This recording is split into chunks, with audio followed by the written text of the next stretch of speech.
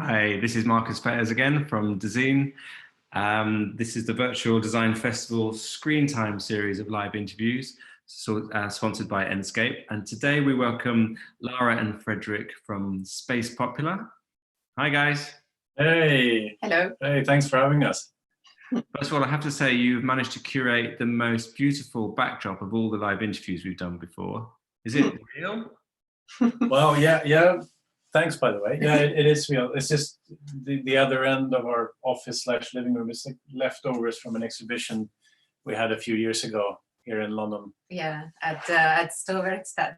It was our first show in London, actually. So tell us a little bit about yourselves and also explain the name Space Popular, which is a great name for an architecture studio, but I'm wondering why it's not Popular Space. I know. Yeah, that was too hard to get. No, the domain. No, I mean we were very keen to try to encapsulate all the things that we're interested in, and the simplest way to put it was that we were interested in spaces for people. And you're not interested in spaces and in being popular. No, but I mean, maybe it's also good to have that in the name. So that I was just interested in media and culture and people, and just seemed like a really nice kind of combo. And also, it's this hilarious digital little like moment, as you were saying, where the kind of no one had ever thought about that combination. We're really happy to get the in the putting their words the wrong way around, then you get all the domains. And we're architects, but we do all sorts of stuff. We both studied here in London, where we are at the moment, but we started Space Popular in Bangkok, where we were based for 5 years, which is largely kind of inspired at least the starting point of what we do and what we're interested in. And we were there also teaching full time for 5 years at an amazing school called INDA. But now we're back in London for the past 4 years. And you mentioned that you're interested in space, but also in media. So tell us a little bit about the work that you've done in that area. Yeah, maybe I'll go ahead and share the screen. Yeah. You can show a few images. Yeah, so we thought it's just kind of nice to go through our interest in the kind of work we do through the work itself. So we thought this project is called a Ven Room, and actually we premiered this as a 2D film version on Dezeen a couple of weeks ago. It was first exhibited in Tallinn at the Architecture Biennale there, and it kind of combines, let's say, our interest in media and culture generally, and envisions what might happen in our domestic environments and in our homes in the next 10 to 20 years, when social augmented reality becomes more used and rolled out kind of as a smartphone was a while ago. So we see here a kind of scenario where different home environments are like overlapped over each other, which is what we're kind of speculating on will happen. Now we're here in the Zoom call, which of course is like our lives are online at the moment, and we're constantly kind of interacting with each other through this little hilariously tiny surface, which is where our life is now at the moment during the lockdown. But we imagine that this will, in a future of augmented reality, spill over into the whole home. That just like we're sitting here now, if we were talking to you, you would be sitting opposite us in your chair that would then appear in our home. So for that to happen, your home and our home would need to sort of merge together.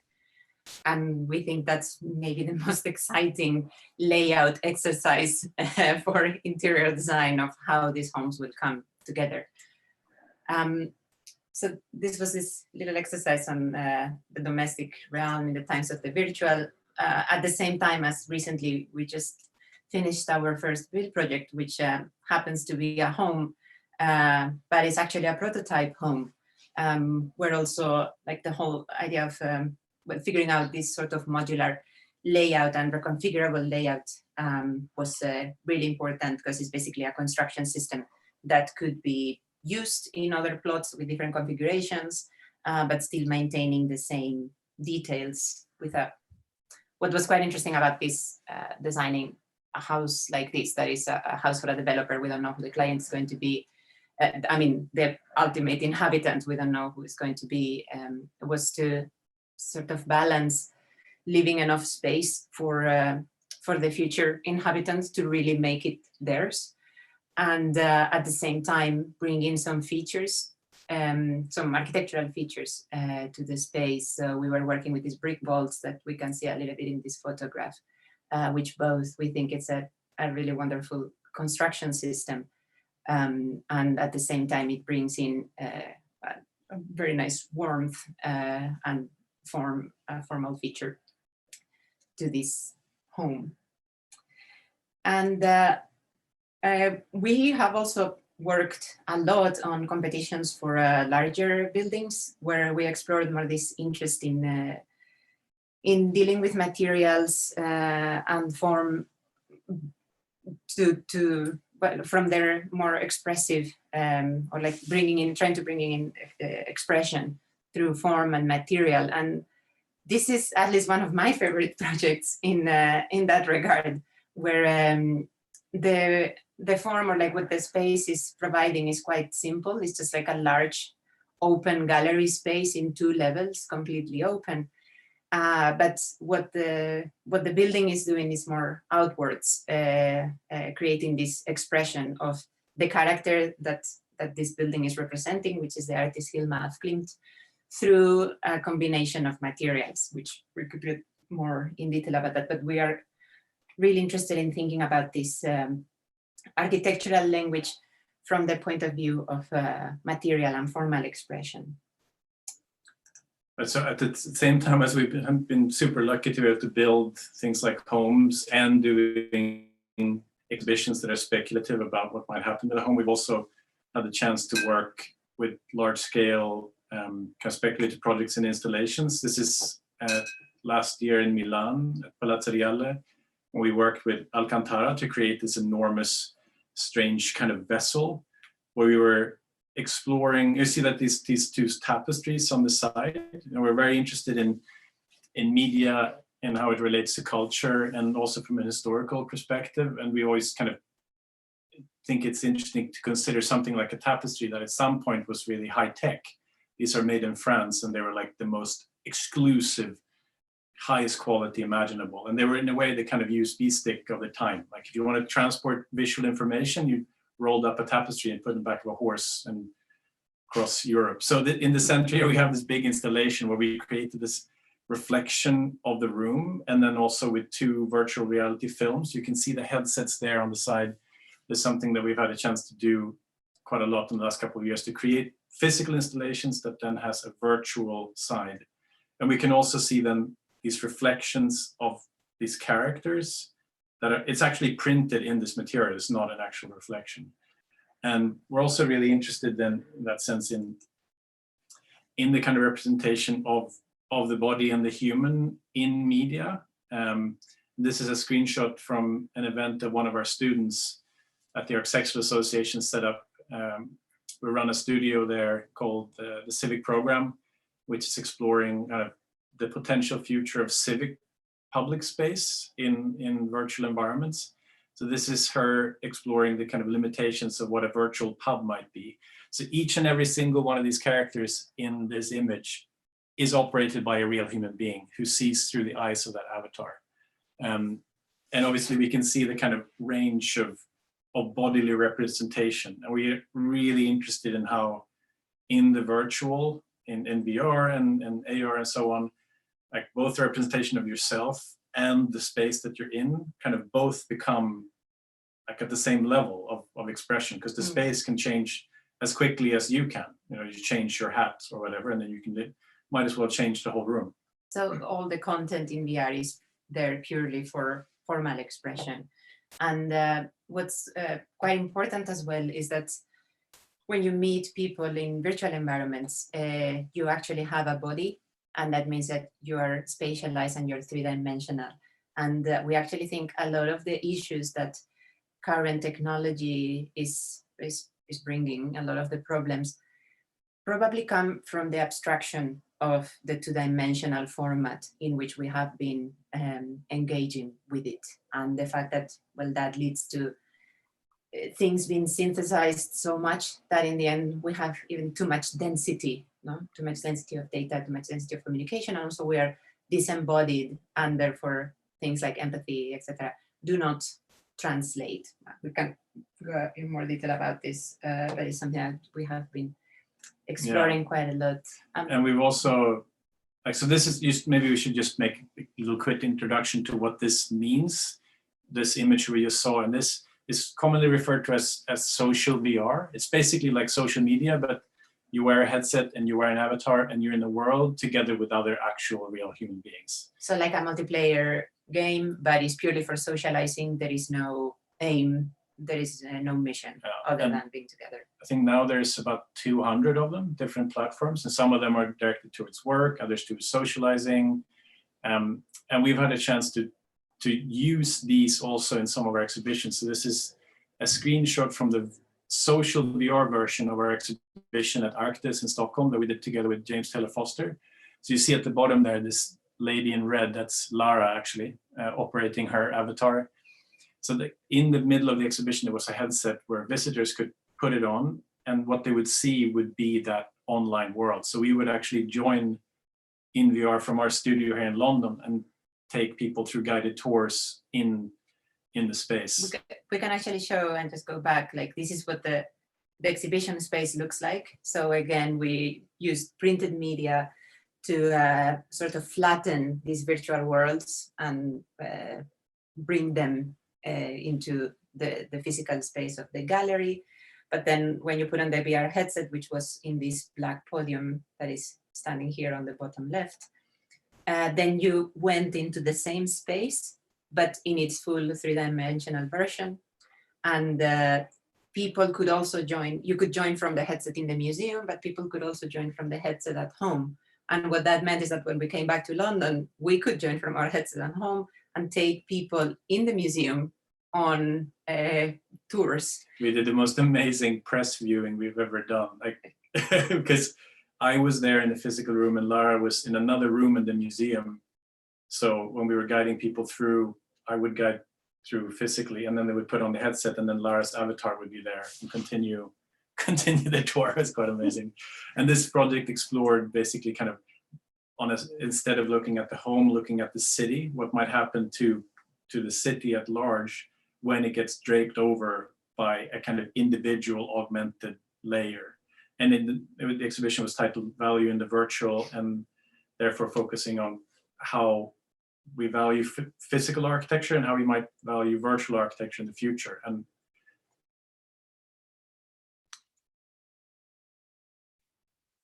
so we can pick up on just some later on. But these are some images of our current, the exhibition that we opened in late February at the RIBA, which is now obviously closed. Talk about timing, it was open for literally 3 weeks, I think. This was an exhibition that dealt with the history, the historical relationship of architecture and media in a very broad sense. We were looking at architecture in Britain because we were using the RIBA collection in particular, which was an incredible resource, of course. And we developed this timeline through the means of a model and a carpet. We developed a timeline that takes you through the ways in which architecture and media have influenced one another, in particularly through the angle of architectural style, and how architectural style is very much dependent on media in order to even come to be, in order to even exist. Because we definitely think that in order to be able to maybe try and understand what this current virtual media might do to architecture or space in general, we need to understand what kind of project it's a part of. So this is the exhibition space of Freestyle at RIBA, with this big model standing on this carpet, which is actually a scaled timeline from basically Tudor era, Renaissance, all the way up to basically 2100. You can see in the carpet these little icons of the type of media that corresponded to which type of style. And then our kind of thesis brought out the question of how tight is the link between media and architecture, basically, from the book to Renaissance architecture, how it could spread up to photography and television, cinema, internet, and then VR. And this was also a company, that's what we saw in the first image that we were showing. It was a mixed reality experience. So there is 30 minutes of VR films, of mixed reality films, that where basically the environment is perfectly matched to the physical model. So if you reach out with your hand, the environment makes sense. But then there is more elements that take you through that narrative in more detail. You might be looking at the model, and then you turn around and you have a TV studio behind you, and all the while the kind of narrative takes you through the experience. And this is something that obviously, like Lara said, is closed now, but we are working with Riva on bringing this exhibition online. And more announcements to come in the next couple of weeks in that regard. Really trying to get it right instead of getting it out fast. But in the meantime, while we're working on that, we've been also setting up some VR spaces that we have tried to make available to as much people as possible. Of course, our exhibitions relied on headsets to create these very high res virtual experiences, but from home, very few people has an actual headset. So using Mozilla Hubs, which is a wonderful approach to social VR, they actually call it web VR. We have created different kinds of spaces that people can join through their browser for different purposes. The one we were seeing just before was a space for the Architecture Association for the students to gather. And the one we are seeing now is a treasure hunt for my 6-year-old niece who had her birthday under quarantine in Spain. And you can imagine how incredibly happy. Yeah, a situation where like a 6-year-old, at that time at least, they couldn't even step out on the sidewalk. So we brought the whole family together and created these avatars in this world for her. And then, I don't know, they were so excited that we have been creating more of these worlds, because the kids were having all these ideas of like, oh, we could play hide and seek, or you can go around and take selfies and go looking for animals. It has just become an incredible way to hang out together, and also is somehow so quick for us to create these environments that it gives you the same satisfaction as sort of cooking, because you do it, you bring them in, we experience it together, and they say things about it, and we have fun for like an hour or an hour and a half or so. And then we move on to the next world, and they want a new world, and we go on and create another one. So, well, we hope this gives a bit of an overview. This is what we are doing right now at the moment, but we hope we can also go back to some of the things that we were doing in the past soon enough. Yeah, thank you. Thank you. So how much time do you both spend in the real world, and how much time do you spend in the virtual world in a given day or week? Well, I guess it depends on I guess I know what you mean, but the question has to kind of be answered by what type of virtual, in a way, because like, especially argued in the freestyle exhibition, that like even reading a book is a little bit virtual, and then a phone and a computer and a Zoom meeting, and then eventually, obviously, like VR itself, which is maybe what you mean, which is like the most kind of immersive virtual experiences we can have at the moment. And obviously now during the lockdown, even more than usual. Usually when we make films like for freestyle, it's half an hour worth of film, which means that making of the films took a few months, and then the actual editing process is partially happening in VR itself, and that can be many hours a day. Yeah, but at the moment, I mean, hopefully soon enough we will be able to do that in VR. At the moment, you don't do that in VR, but you go in all the time to see it and test it, which is super useful. But it's also like, I don't know, I guess like you don't usually do it for more than 2 hours on a row. So because usually they're very active, even like the social meetups, like afterwards, like all of the social VR platforms, they're packed with people now. You go to a rave or something, and there's people everywhere. Yeah, but even drawing, like I really enjoy drawing in spaces. It's really nice. But I cannot do it for too long. It's exhausting. Because it's very physical. Yeah. Even like a social event. I went to a social event. It took us like 2 or 3 hours the other day, standing up like at a cocktail, like standing up for 3 hours. You don't want to stand up anymore. So it's usually limited to at least maximum 2 or 3 hours. So what do you drink in a virtual cocktail party?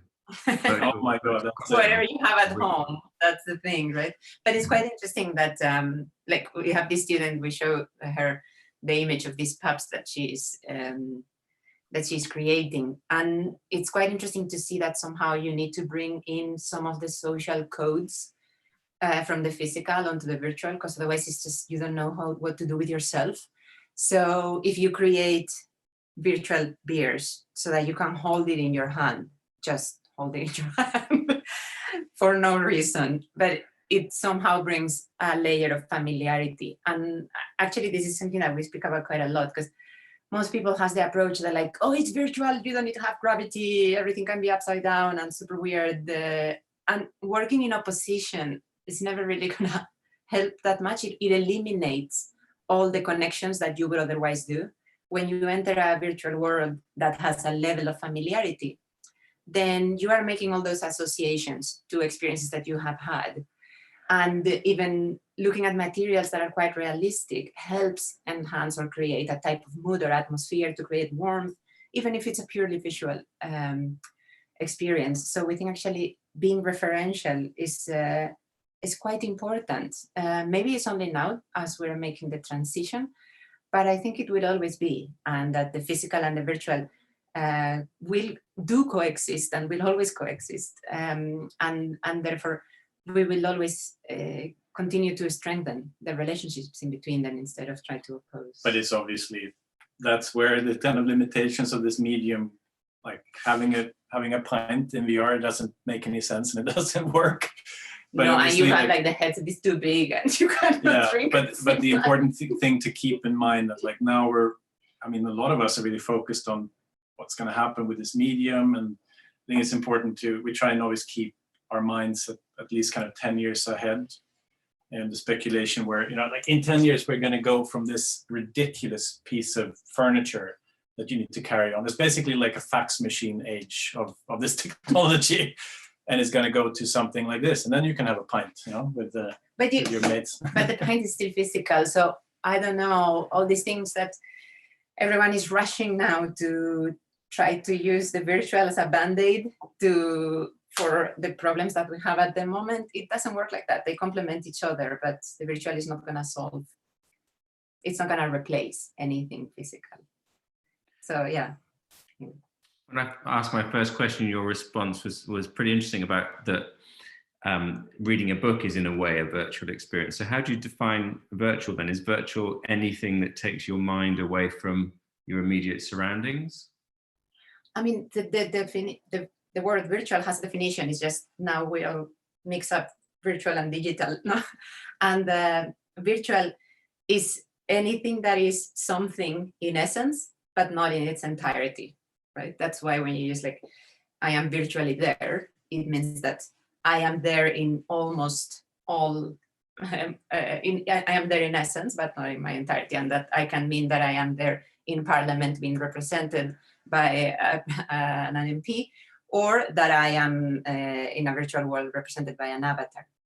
So in that sense, when we say that like reading a book is accessing a virtual world, it means that through the descriptions that you're reading in that book, you are building up an image in your head, which is in essence that world, even though it's not that world in its entirety. Right? So but it's funny how quickly it happened, because if you coming from architecture, like if you would, at the school where we teach now, 20 years ago or 30 years ago, if you would mention the virtual, it was a term that was used a lot, but only really in a philosophical sense, not obviously not in a digital sense at all.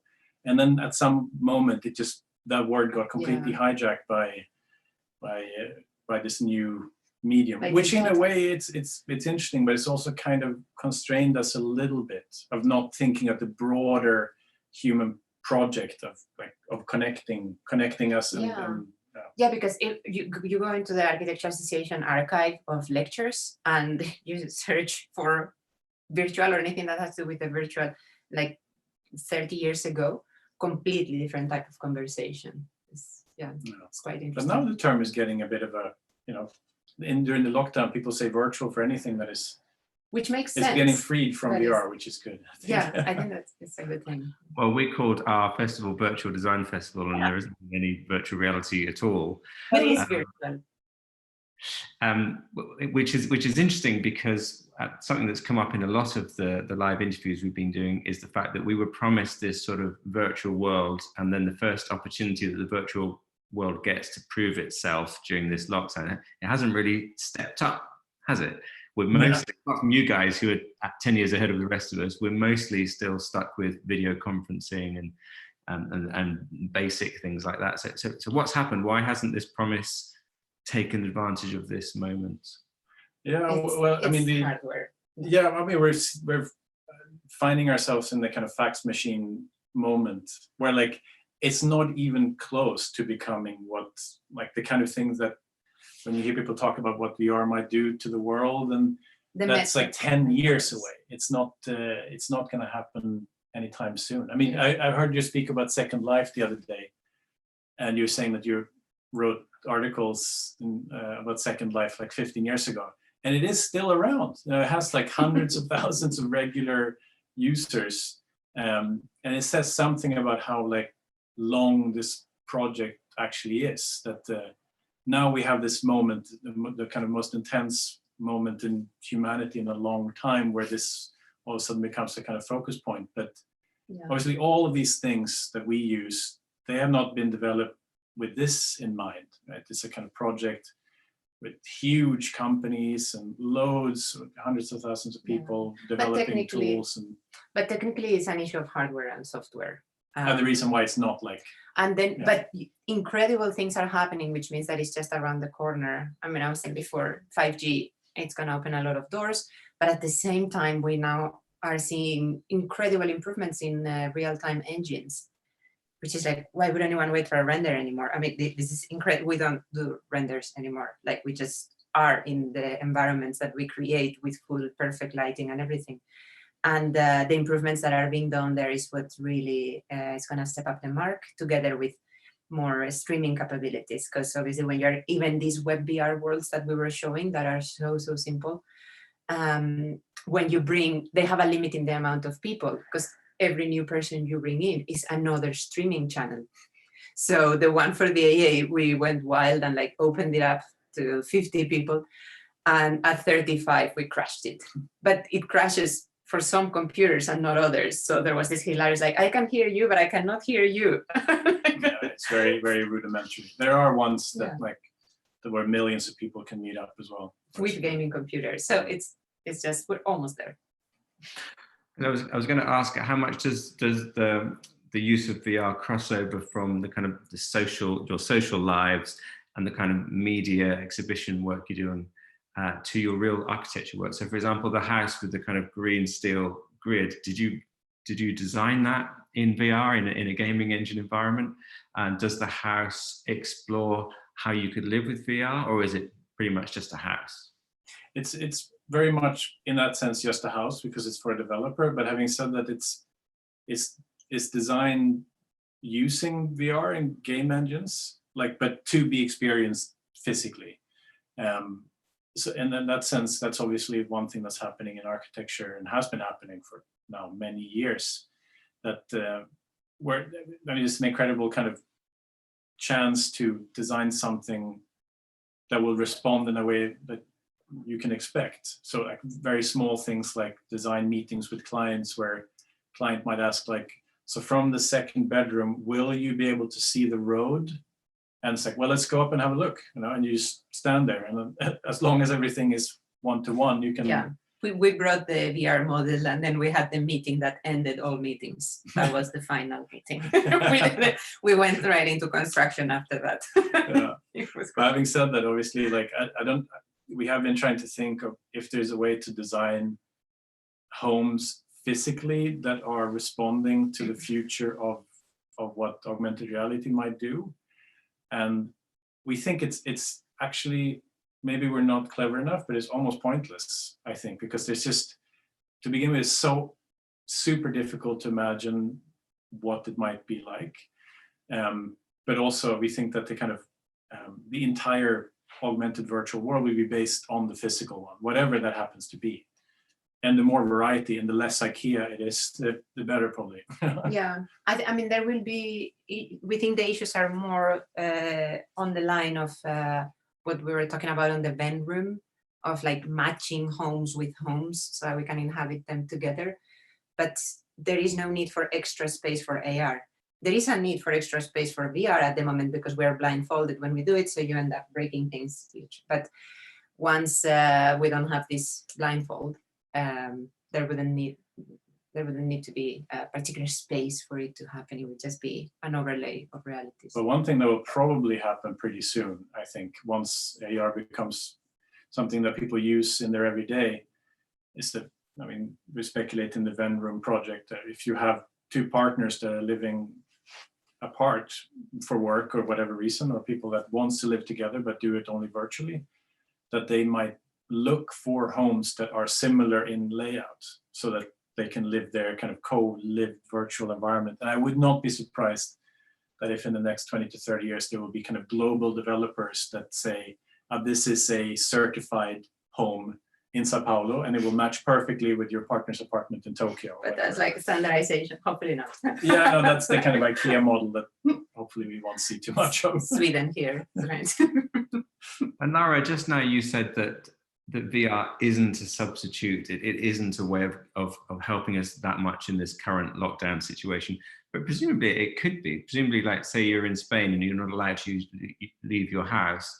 You could not only go and visit your relatives, but you could go to the park. You can lie down in a field of dandelions. You could get a lot of the things you're missing through VR in a situation like this. Yes, of course. It is helpful when you are in a situation like this. Yes, it helps.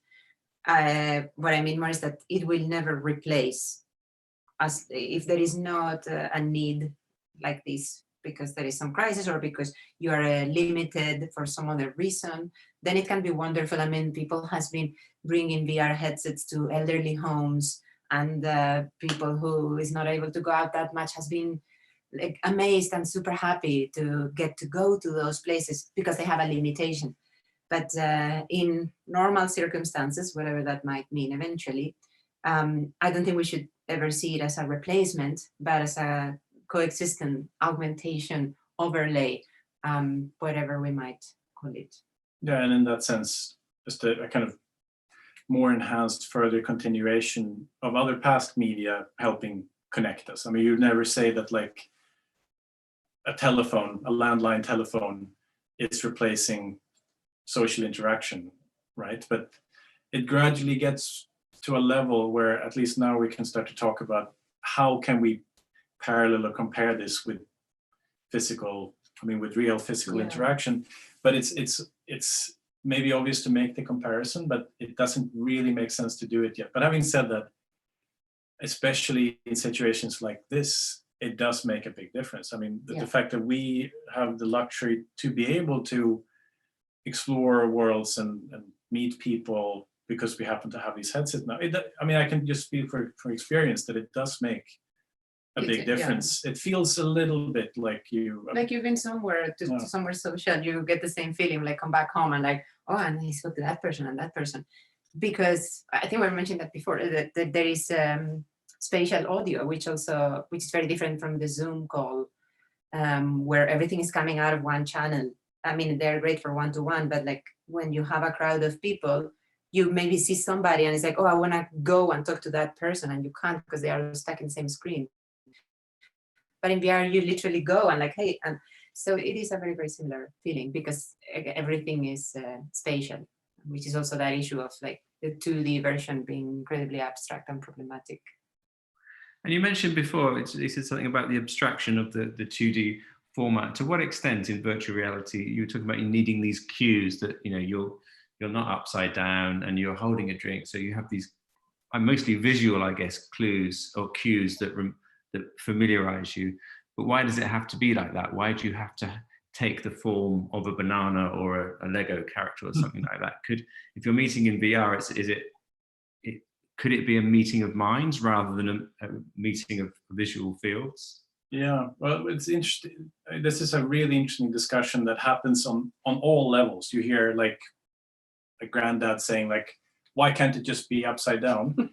And also at a higher level, people actually work with VR, like, why can we not go towards a more interesting level of abstraction? But basically any virtual world is a world made of language. It's a synthetic world where every single thing in there is man-made, and it serves a purpose of language, of communicating to the people who are there what you can do with it. And the only language we have is the language of the physical world. I mean, to some degree, we recognize, we're starting to build a language around virtual environments. We know kind of from two-dimensional interfaces, and that will happen eventually. But for now, the only way we can kind of communicate through environments is by copying the physical world. And it might seem like a kind of shortcoming, but it's beautiful in a way. We think it's really like, the more it's like tapping into the language of how someone understands their world, like a chair, for instance. A chair communicates, if you're sitting down versus standing up, it communicates something very different to the people around you. But you meant also body language, no? And why do we need to take the shape of something or be embodied, as if it could be just a meeting of minds? No, you're asking. Well, the reason I answer this question, because I've been for about the last month trying to write an article about the way that the coronavirus variant has been visualized. Oh, wow. By scientific illustrators. So, when we got that first illustration that makes it look like a pom-pom, with the red thing. Yeah.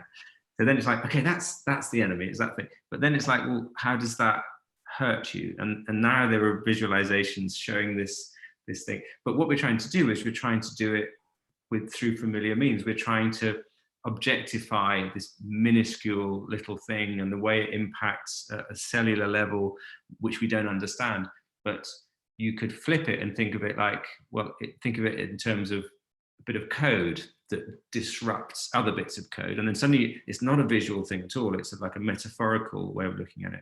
I suppose like light is, you have to, when you're learning about light in physics, you have to simultaneously look at it as a particle and as a wave. And depending on what the problem is, you can switch between those two Yeah, modes. but also consider that you're talking about code or the spoken word or the written word. But in virus terms, it's like code as in like that you can't really read, right? But that versus formal language, and by formal language, I mean both drawing things, but also gestures, body language. And that is like millennia versus yesterday, no? When we have the spoken word. So that's what we need to think about. We are actually much, much better at formal language, gestures, everything I am doing. If you remove my body now and you just have my voice, it will be a lot less engaging. No one will want to, well, some people maybe want to listen to this, but I have an annoying accent, so not a podcaster here.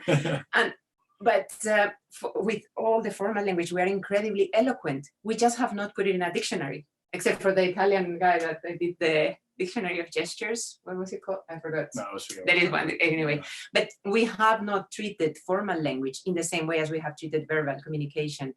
And therefore we think formal language is somehow too imprecise. Whereas actually it's, I don't know if we cannot call it precise, but it's incredibly eloquent. It'd be interesting to see, have you done any research of how kind of the Spanish flu and other pandemics were visualized? There must be some really interesting kind of, because it coincides with just the discovery that things that small could even exist or be harmful to you. There must be like a really interesting, I'm sure there's a history project to do in there. Because that was the whole problem with the virus, no? That the people did not believe it. They thought it was some kind of magic because they couldn't see it. Yeah. Yes, it's kind of what I'm guessing at. I guess I'm trying to get you to help me out in a way. But when we talk about computer code, we don't feel the need to visualize code, do we? We're not waiting for someone to draw code in a sort of 3D representation. We accept that it's something that doesn't have a a form. Actually, no, yeah. but actually more and more, there is more and more of this visual interfaces for code.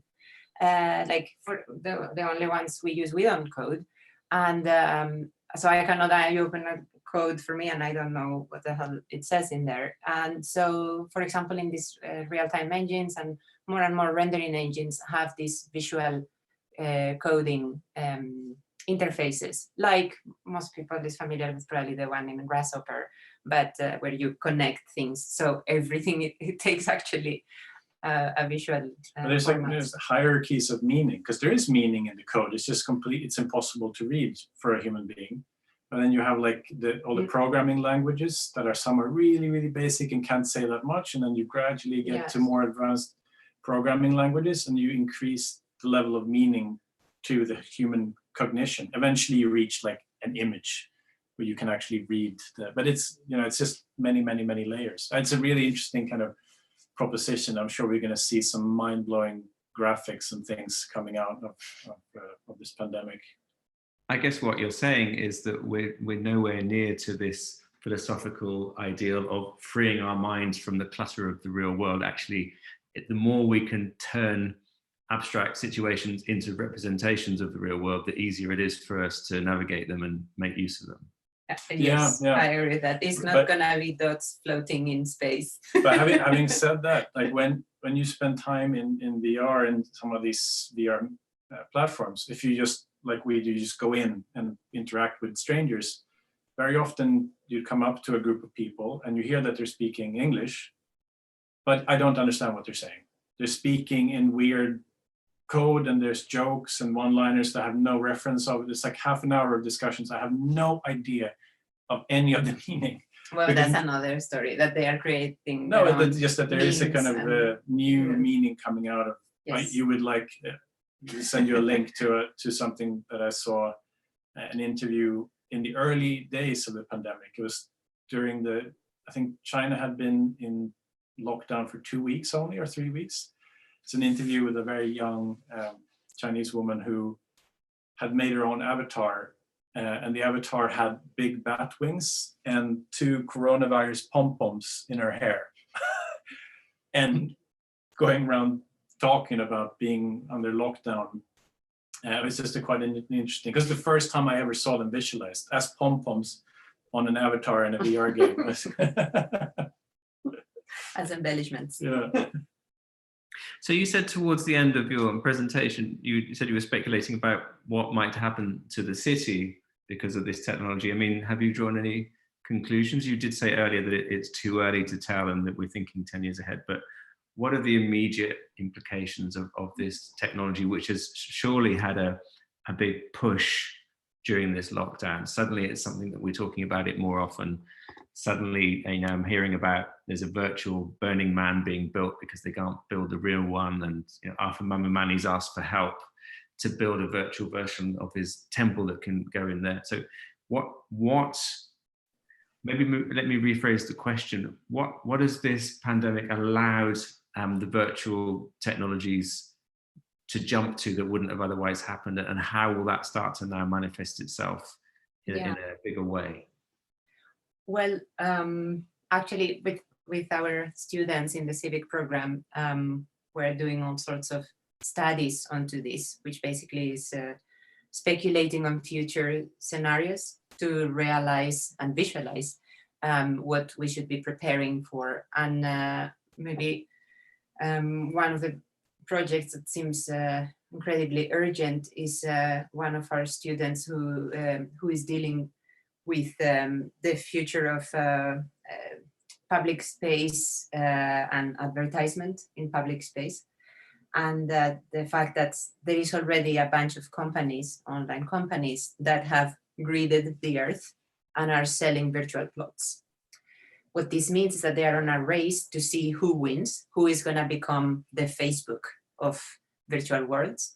And therefore, if it's persistently mapped over the globe, that means that you can sell those plots, and whoever gets the plot in Oxford Square, then Oxford Circus, then that person owns the most valuable advertisement space. And if this is not a government initiative or miraculously a non-for-profit initiative, then it's going to be mayhem, because obviously that comes together with devices that we are wearing on our face that are probably monitoring your gaze, and therefore the potential targeting is pretty scary, right? So, but one thing that we did from this exhibition we did with James Taylor Foster, that we did a little conclusion that we wrote 10 propositions of what virtual architecture might be and what the biggest questions are. But one kind of conclusion that is maybe obvious, but we kind of established what the main value points are for physical architecture, like scale, location, materiality, function, these kind of things that then amount to financial value of how much value the physical building is. And none of those really translate if it's virtual, but the ones that are that do transcend are meaning, aesthetics, and to some degree comfort. Those qualities, they apply in both worlds. And that's a very simple kind of conclusion, but something that we think about a lot. That, like, there are these kind of more sticky, strange, hard to deal with qualities that apply no matter where it occurs, in your imagination or in a computer. But we will need to be cautious on, like, what platforms do we choose, and therefore what platforms do we support in taking this step, because it's up to us which Facebook are we going to choose. Yeah, and every time we choose Facebook, we vote for Facebook being the one that is going to run. And eventually it's very hard to get out because everyone is used to it. So it's so exciting to see people now taking this on board and making virtual worlds, but it's like, please make sure that you partner up with people that you agree with at an ethical level as well. So there's a bit of a gold rush going on then. Is there people to see which platform will become the dominant one, which one will become the ethical one, which one you'll feel happy being in rather than exploited. Final question, you mentioned style a couple of times.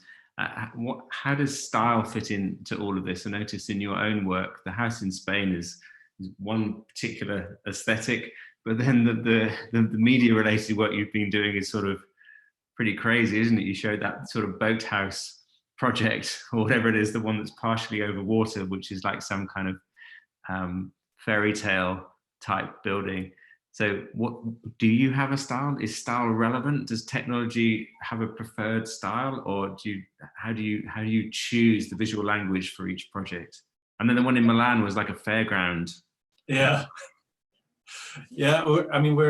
I think we've kind of managed to say a lot of it in the exhibition Freestyle we did with Shumi Bose at Riva, of our kind of approach. And we're not alone with this. I know you spoke to Adam Nathaniel Furman yesterday, who also has a kind of quite open mind to what style is, both for him and generally. And since we deal a lot with virtual environments and kind of worlds that are fully artificial, essentially, where it's all just language, then at least the way we think about it, and the way we think it's healthy to think about it, is that style is in a way a form of language. And I don't mean, this could be easy to misunderstand, I don't mean that a physical building can talk. That's not what I mean. But that if you look at an entire city or a neighborhood or whatever it might be, altogether there's meaning imbued in it that we can read. In the form of an atmosphere. Yeah, so obviously we're preparing ourselves for potentially in the next 20 years, a lot of the work being virtual, which means that it only applies to these three qualities, comfort, aesthetics, and meaning. And in that world, then style is almost everything. Because if you don't have style in a virtual environment, everything has a style, right? But if you don't allow yourself to speak any language that you might need to communicate something, then you'll be extremely limited. I mean, like, you have a brilliant architect, I don't know, like John Posson, if you imagine him doing virtual worlds, so he does physical worlds, they would mean only one thing, right?